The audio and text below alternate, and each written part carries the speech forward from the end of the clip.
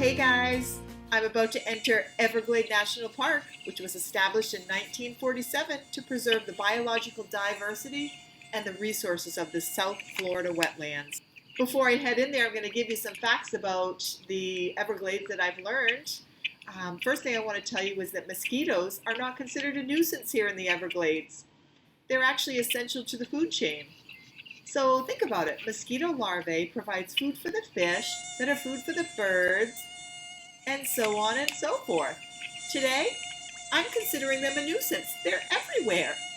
I am so thankful I had my bug net that I brought with me. This is my North Maine Woods bug net that I use on Maine studies trips and hiking and camping. So, welcome to the Florida Everglades.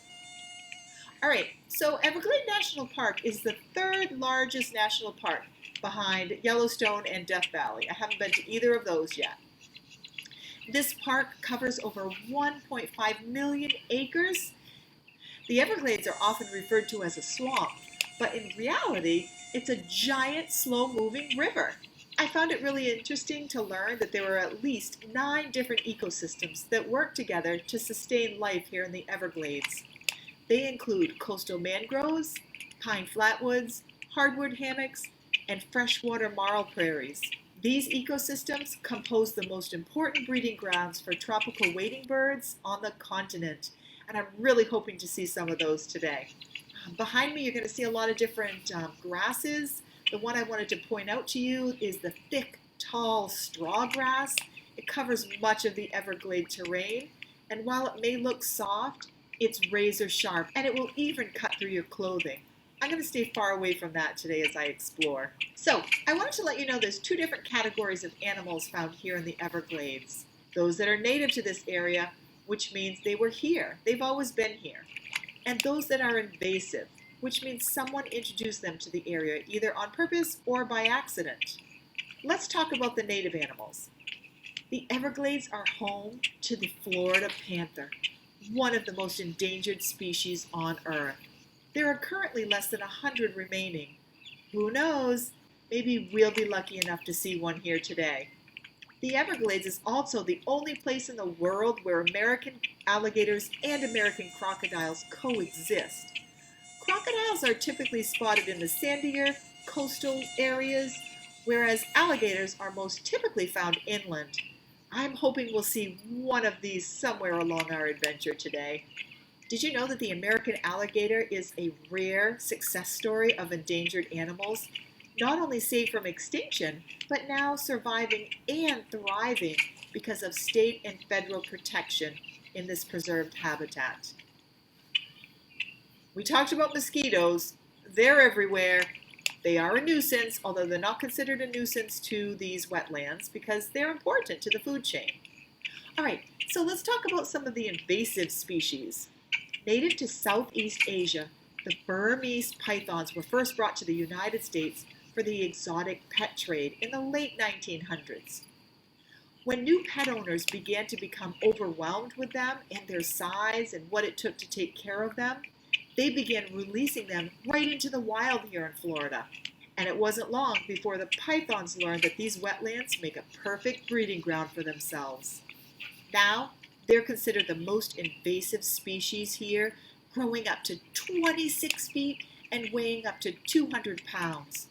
Sad part is, they are eradicating the native animal population for food. I have to say, I was pretty happy to read that the Burmese python poses very little risk to humans. So don't worry, I'm going to be completely safe as I go explore the Everglades. Now, around the same time that the pythons were settling into the Everglades, a venomous predatory fish was introduced into the Atlantic waters by people, the lionfish. Because this fish feeds primarily on larval and juvenile fish, they have the potential to significantly impact the ecosystem here, the commercial fishing and recreational fishings in the area. Well, there it is in a nutshell. I'm ready. I've got my binoculars, got my bug net. Let's go find some animals. Oh, wow, guys, look at this. It's an alligator. I can't believe it. I'd like to say this is the biggest, most amazing alligator I've ever seen, but quite honestly, it's the only alligator I've ever seen. I'm not surprised though. There's about 200,000 of them here in the Everglades. Wow. Wow, look at that mouth. I hope he's yawning and not really hungry. Oh, look at this, guys. This is the snowy egret I was hoping to see. There's so many birds out here, but look at this one. It's just gorgeous. And look, looks like they're fishing for food, and I'm wondering, what kind of fish are they catching? Okay, yes, just stumbled upon this big guy. Yeah, I'm gonna go ahead and get out of here. See you later. Wow, that was quite an amazing trip to the Everglades National Park here in Florida. I am noticing right here that they allow gators to cross here. So I've seen enough gators and animals for one day, so I'm gonna go ahead and say goodbye. I will tell you I'm a little disappointed that I didn't get to see the Florida panther. I was hoping to catch a glimpse of one. I know there aren't many out here, but I was just hoping. Anyways, can't see everything all in one day. All right, I'll see you next week from somewhere in the world. Bye.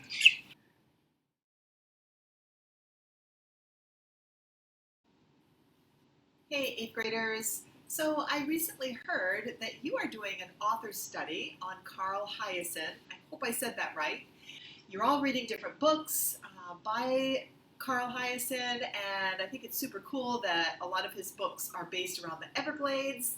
So I hope you enjoyed the Everglades piece of this video. But I also learned that Miss Johnson is actually doing a read aloud with you called Skink No Surrender. So I was so close, I thought I would take a little pit stop for you, and I am getting ready to cross this bridge, and guess where it's going to lead me? To the CHOCTAWATCHEE River. Yeah, so let's go explore the river together.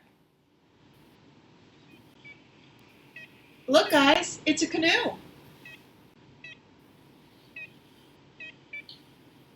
I don't see anybody around. It looks abandoned. That's strange.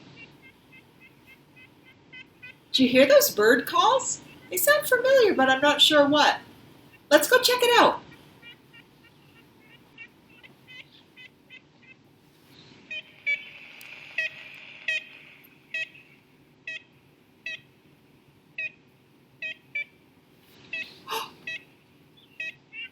Are you seeing what I'm seeing? The largest woodpecker north of Mexico and the third largest in the world? How could this be? Back in the 1800s, destruction of habitats caused this woodpecker to become severely declined in number. But look, I could be wrong, but it feels like I'm looking at the ivory-billed woodpecker, and right here on the CHOCTAWATCHEE River. Seriously, guys, this woodpecker is supposed to be extinct. I could be wrong, but this sure does look like the ivory-billed woodpecker. What a day. What a sighting. Look, guys, a cool houseboat floating in the river. Just never know what you're going to see out here on the CHOCTAWATCHEE River.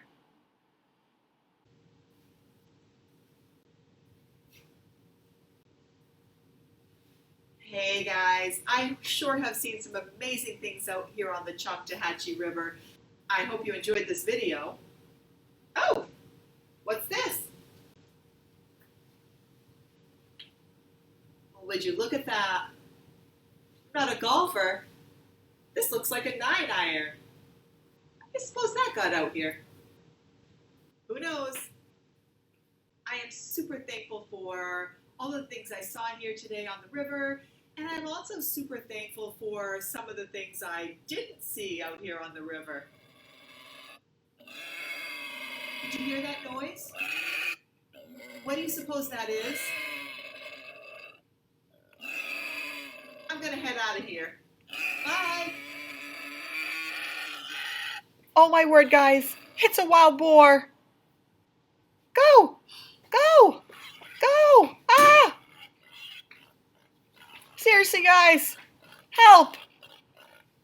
I can't even believe this. Get! Oh my goodness. Oh my goodness. Ah!